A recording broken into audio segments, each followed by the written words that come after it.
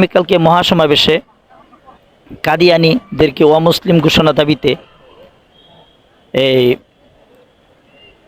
খতমে নবুয়াত যে অমুসলিম ঘোষণা দাবি করেছেন কাদিয়ানীদেরকে দাবি নিয়ে যে আগামীকাল মহাসমাবেশ হবে, এখানে বিশ্বের দেশ বরেণ্য আলেম ওলামায়ে এখানে উপস্থিত হবেন।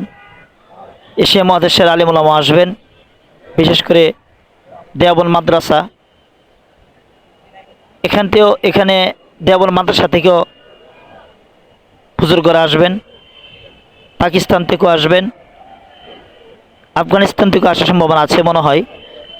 আর বিশেষ করে আরেকটা নিউজ পেয়েছি, আল্লামা তকি উসমানী হাফিজাহুল্লাহ আসার সম্ভাবনা আছে। তো দেশবর্ণ আলেম ওলামার এখানে আসবেন, বড় বড় বুজুর্গরা আসবেন, যেটা আপনার আমার লাইফে নাও হইতে পারে। তো এই সুযোগে আমরা তাদের বরকত যেন নিতে পারি, আমরা প্রত্যেকে ইনশাল্লাহ অংশগ্রহণ করবো ইনশাল্লাহ আগামীকালকে ইনশাল্লাহ। কাদিয়ানি কাফের কাফের কাফের, কাদিয়ানিদেরকে যারা কাফের বলবে না তারাও কাফের। এই জন্য কাদিয়ানিদেরকে কোনোভাবেই আমরা বাংলার জমিনে ইসলামী পরিচয় দিয়ে বাংলা জমিনে তারা থাকতে পারবে না। এটা হচ্ছে আমাদের শেষ কথা, একই দাবি। হ্যাঁ, দুনিয়াতে তারা থাকবে, ইহুদি হিন্দু খ্রিস্টান বৌদ্ধ যারা আছে তাদের পরিচয়, তাদের ধর্মের পরিচয় নিয়ে তারা বাংলাদেশে আছে। তারা একটা পর্যায়ে চলে গেছে, তাদের ধর্ম তাদের ধর্ম নিয়ে তাদের ধর্মের পরিচয় তারা আছে। তো কাদিয়ানত হ্যাঁ বাংলাদেশে থাকুক, তাদেরকে আমরা কোনো প্রকার ডিস্টার্ব করব না, তাদেরকে আমরা কোনো প্রকার হয়রানি করব না, তাদেরকে কোনো প্রকার আমরা কোনো ডিস্টার্ব করব না। কারণ তারা যদি কাদিয়ানি কাফেরের পরিচয় দিয়ে বাংলা জমিনে থাকতে ইচ্ছে থাকুক, তারা কাফের, তাদের ধর্ম ভিন্ন, তাদের কোনো মসজিদ হতে পারে না, তারা মসজিদের নাম নিয়ে কোনো মসজিদ করতে পারবে না, তাদের উপাসনালয় হবে। তারা একটা মসজিদের পঞ্চগড়ে মসজিদ আছে, মসজিদ দিয়ে নাম দিয়েছে। মসজিদ তো হচ্ছে ইবাদতের স্থান, এরা যারা মুসলমান আছে তাদের স্থান মসজিদ।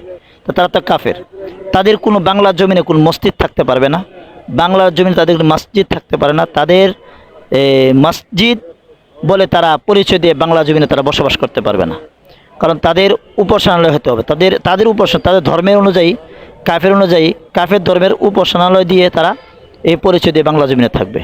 তো আমরা প্রত্যেকে ইনশাআল্লাহ আগামীকালকে সমাবেশে অংশগ্রহণ করব ইনশাআল্লাহ।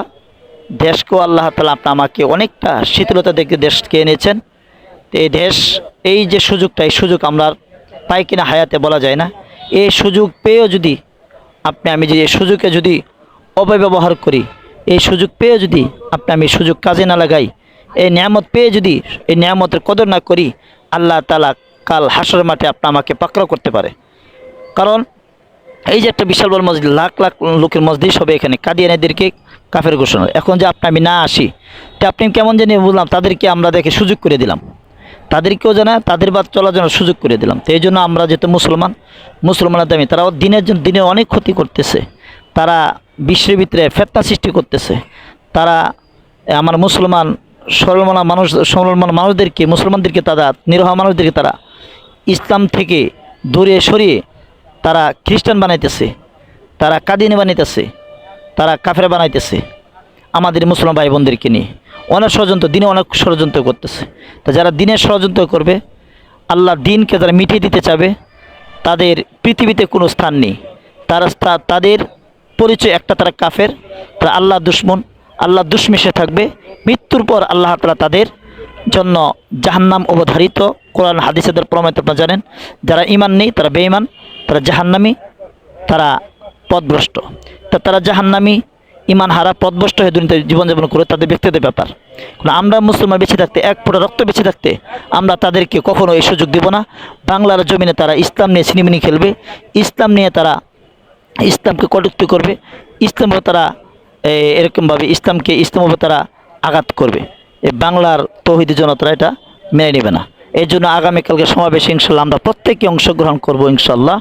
এই অংশগ্রহণের পাশাপাশি ইনশাল্লাহ আমরা প্রত্যেকেই এখানে অংশগ্রহণ আমরা করবো প্রত্যেকে 3 জন 2 জন 4 জন 4 জন 5 জন ইনশাল্লাহ 4-5 জন এক একজন 4-5 জন করে আনার চেষ্টা করবো ইনশাল্লাহ। মনে করেন প্রত্যেকে যারা আনবো তারা দেখে মেসেজ পাবে এখান থেকে, তাই সব আপনি আমি পাবো ইনশাল্লাহ। এটা চির উমর হয়ে থাকবে আগামীকালকের সমাবেশ ইনশাআল্লাহ বিশ্বের বুকে ইনশাল্লাহ। আল্লাহ তাআলার কাছে আমরা বলতে পারি, কোন আমল আল্লাহ তাআলা কবুল করে বলা যায় না।